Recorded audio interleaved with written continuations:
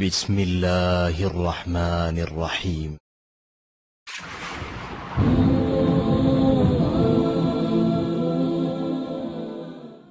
استاذ نے ایک واقعہ سنایا تھا ہمیں، کتابوں میں یہ واقعہ لکھا ہے کہ ایک طالب علم تھا، پرانے وقتوں کی بات ہے، رات کو مسجد میں چراغ لے کے مطالعہ کر رہا تھا۔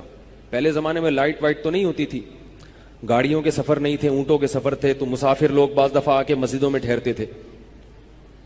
تو اس نے دیکھا کہ ایک جوان لڑکی ہے، پردے میں ہے لیکن خوبصورت جوان لڑکی، وہ آئی اور اس سے کہنے لگی کہ میں راستہ بھٹک گئی ہوں، مجھے ایک رات مسجد میں گزارنے دے دو۔ باقی یعنی صحیح تھی، وہ اسی طرح ہوا تو کہیں بھٹک گئی تھی۔ شہر میں بھی بعض دفعہ لوگ بھول جاتے تھے نا کہ راستہ بھٹک جاتے تھے۔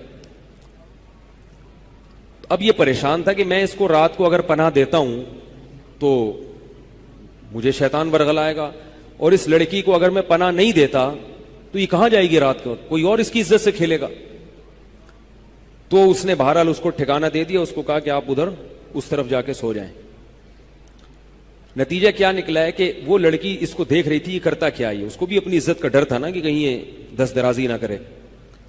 تو یہ نوجوان جس چراغ میں مطالعہ کر رہا تھا، مطالعہ کرتے کرتے اس کی آگ میں اپنی انگلی لے کے جاتا اور اس کو جلاتا۔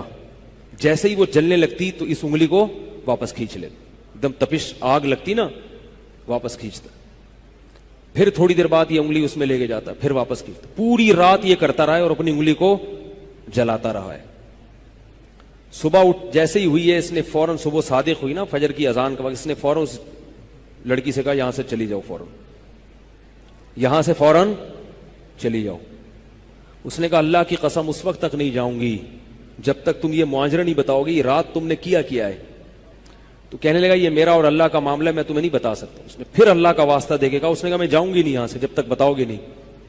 اس نے کہا شیطان مجھے ورغلا رہا تھا کہ ایک جوان لڑکی ہے، اجنبی ہے، کوئی دیکھنے والا نہیں ہے، کوئی دیکھنے والا نہیں ہے، تو زنا کر لو اس سے، کوئی دیکھنے والا نہیں ہے۔ شیطان مجھے لے کے جاتا تھا تو میں اپنی انگلی آگ میں جلاتا تھا، اپنے نفس کو یہ سمجھانے کے لیے کہ دنیا کی آگ برداشت کر سکتا ہے، جہنم کی بھی برداشت کر لینا، جہنم کی بھی برداشت کر لینا۔ پھر اور اگر تجھ سے یہ برداشت نہیں ہو رہی تو وہ کیسے برداشت کرے گا؟ کہہ رہے جب میں آگ میں جلنے لگتا تھا نا تو میری چیخ نکلتی تھی کہ یار یہ نہیں ہو رہی تو وہ کیسے برداشت ہوگی۔ حدیث میں آتا ہے جہنم کی آگ دنیا کی آگ سے 70 گنا زیادہ گرم ہے، 70 گنا زیادہ گرم۔ جب نبی صلی اللہ علیہ وسلم نے صحابہ کو یہ بات بتائی، ترمذی کی حدیث ہے کہ صحابہ کے سینے سے رونے کی ایسے آوازیں آنے لگیں جیسے ہانڈی کھولتی ہے، ایسا روئے صحابہ، حالانکہ صحابہ گناہوں سے بچتے تھے، اتنا روئے ہیں کہ سینے کے جیسے ہانڈی کھول رہی ہوتی ہے ایسے ان کے سینے سے رونے کی آوازیں آئی ہیں۔ اور عرض کیا واللہ انہا لکافیۃ یا رسول اللہ، یا رسول اللہ یہ دنیا کی آگ بہت تھی عذاب دینے کے لیے، اللہ نے اس کو بھی 70 گنا زیادہ گرم کیا ہے۔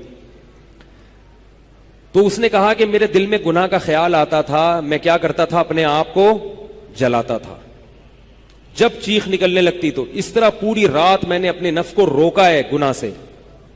تو تقوی کی برکات ہوتی ہیں۔